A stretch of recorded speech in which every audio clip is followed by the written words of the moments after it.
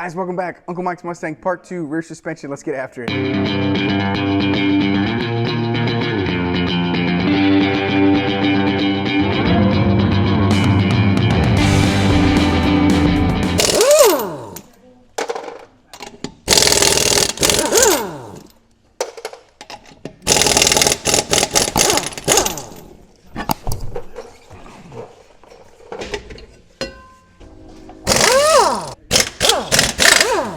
Okay, we got a stuck axle in the back. I'm gonna have to probably get the slide hammer out and see if I can't pull it out.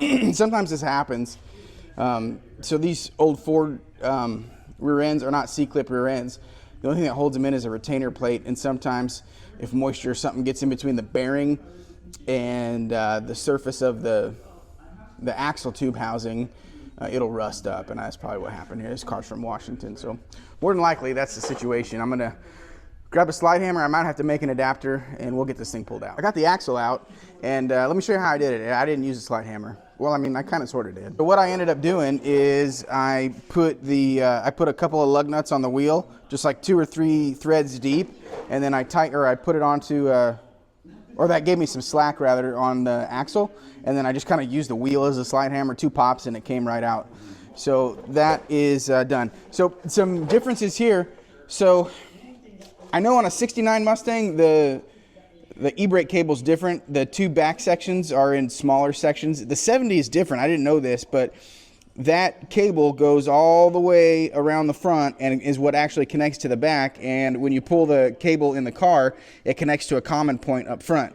But in the 69, and this is what I was expecting, is it's 2 separate cables. So I'm gonna have to cut this cable and swedge an end onto it. So for now, I'm just gonna leave that brake drum attached to it because I gotta cut the cable, but I'm not gonna do that until I get everything on this side lined up and mocked up where. Okay, next day,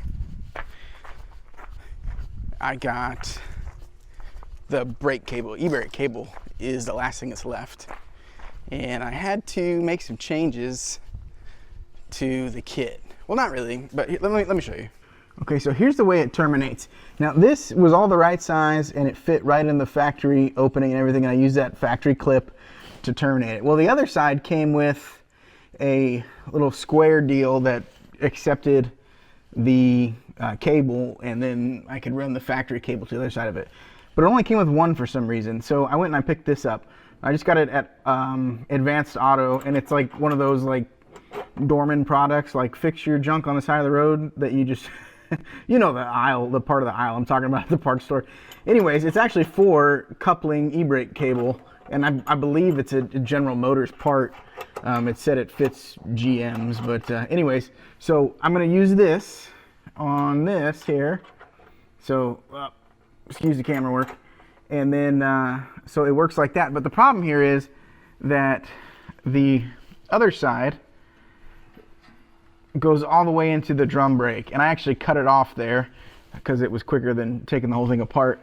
But what I need to do is cut it here and then make a little crimped on fitting and crimp it. So what I'm going to do is I'm going to go over to the adjustment. Let's see if you can see it. Wrong way. There is an adjuster over there. Anyways, I'm going to bring it out quite a bit so there's a lot of tension, like adjustment left. And then I'm going to cut this cable and then crimp on the new end, and then that should be it, I think. But first thing I'm going to do is loosen that over there.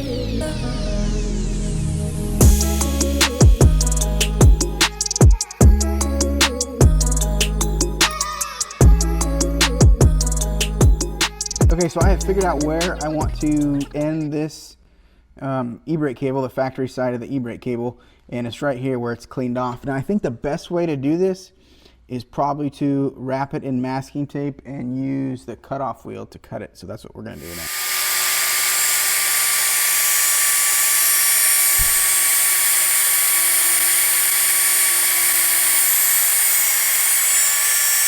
All right, that worked really well. I don't know if you can see how clean that is, but there's a little booger on it, but it looks fine. Now we got to make the end to crimp on here. Okay, this is gonna be a little lathe project. I just measured the cable. It's sitting at about 150 thousandths, so gonna find some material that I can make this little slug out of. I'm gonna go ahead and make it out of this. So I'm gonna chuck it up and face it off, and then I'll poke a hole in the end of it, and then I'll bring it back and take a look.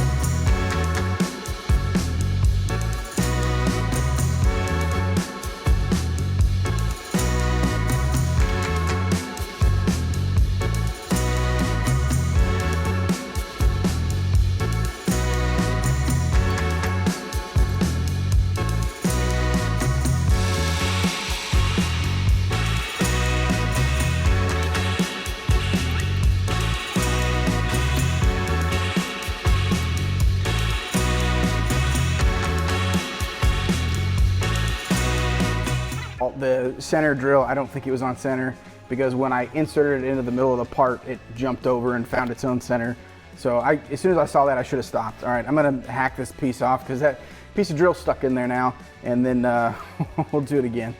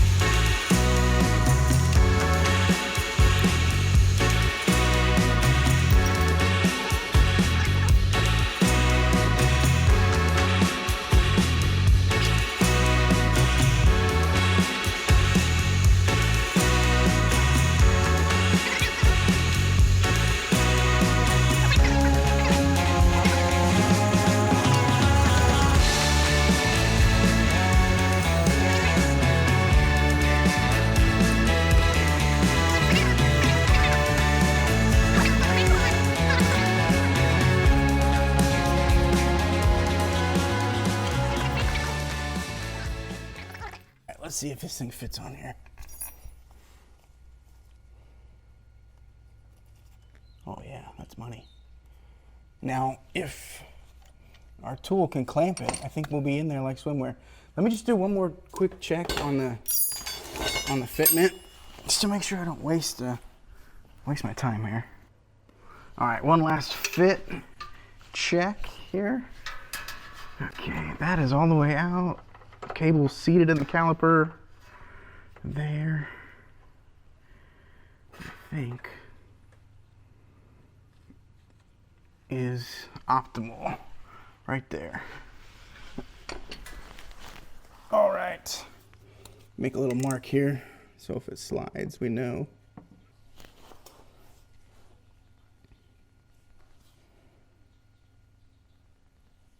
Can you see that? Okay. All right. Let's see here. Let's get this thing in here the way it's supposed to. And I think I'm just gonna like kind of tighten it down on it and then move it into position. Oh my gosh, this is gonna require more hands than I have, I think.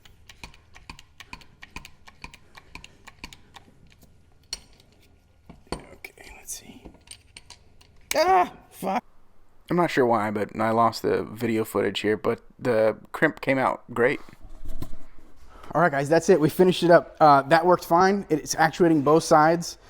It doesn't hold the disc yet because there's no fluid in the back of the line. And the caliper distance between the pad and the rotor is too great right now because the piston in the caliper isn't full of fluid yet. But as soon as everything gets bled, it's gonna work great. So this, I'm calling it done. Let's take one last look. So I gotta throw the wheel back on, but disc brakes, Caltrack bar, or not Caltrack, Shelby style underrider traction bars, new brake lines, both sides, hard and soft, I suppose. And actually, one thing I should do before I call it quits is I need to anchor that line, that e-brake cable. I'll do that. But yeah, this is wrapped, which I'm super excited about. A lot of times on projects, I'll get sidetracked, so I'll get like halfway through one thing, and then I'll either run out of money or my focus gets shifted. But with Mike's Mustang, my goal is, since I have the financial resources to like buy all the parts and do like finish one thing at a time, that's my goal. I'm gonna do, okay, the rear end, and then it's done. And then once I'm done with that, I'm gonna move on to something else, start it, complete it, blah, blah, blah, move forward, which is the way you should be doing things if you're not. But yeah, I'm excited about it. Uncle Mike's car is going to sit for about a week. I've got his engine, I gotta prep for install. We're gonna pull his engine, that's what's next, and detail the engine bay, do the engine swap, and then some odds and ends like seats and maybe some other things, and then it's paint time. And this car is gonna be heading home after that. But what I'm really excited about is that now that I have that done, I can work on this right here. I was waiting on these two parts. So a clutch alignment tool and a pilot bearing. So what I can do, I can get my Tilton hydraulic throwout bearing set up and my clutch set up and everything on there, put the T5 back on it, and then back in the Falcon. So I'm really excited about that. So guys, please stay tuned, like, comment, subscribe, hit the notification bell so you get notifications. If you like Uncle Mike's Mustang, that'll help you see those. If you like the little Falcon car, that'll help you see those.